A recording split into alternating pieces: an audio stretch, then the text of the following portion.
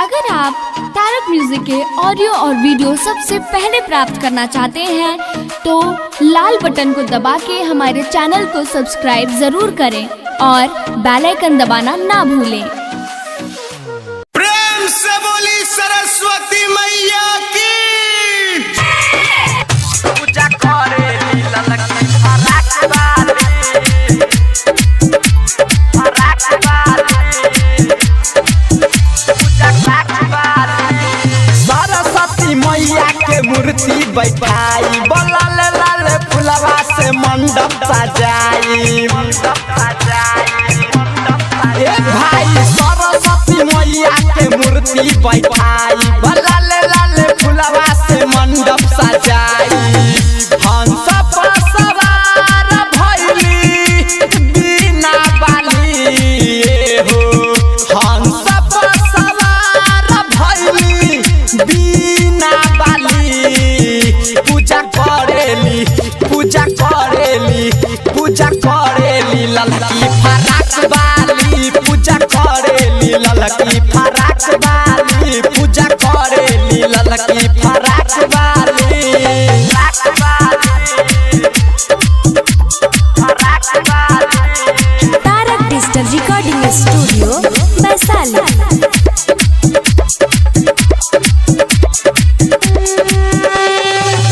विद्या के दानी हई सरस्वती मैया, सबका के पार करेली दुख के नैया।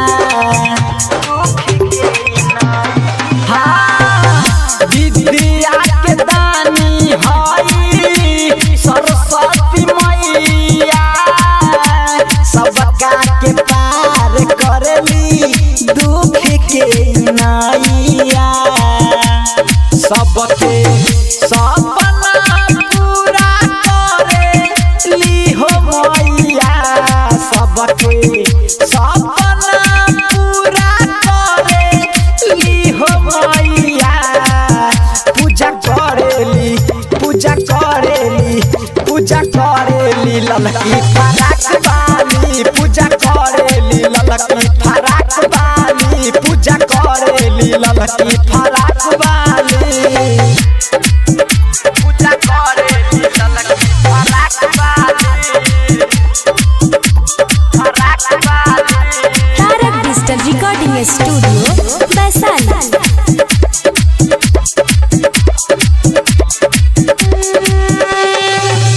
हमरो पूरा करी माई सपना, प्रेमी अर्जुन गावे रौरे भजना। ए माई हमरो पूरा करी सोचल सपना, प्रेमी अर्जुन गावे रौरे भजना।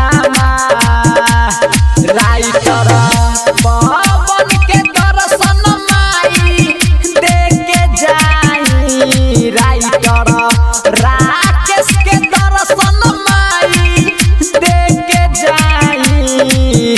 पूजा करेली, पूजा करेली, पूजा करेली ललकी फराक वाली, पूजा करेली ललकी फराक वाली, पूजा करेली ललकी फराक वाली। तारक डिजिटल रिकॉर्डिंग स्टूडियो वैशाली।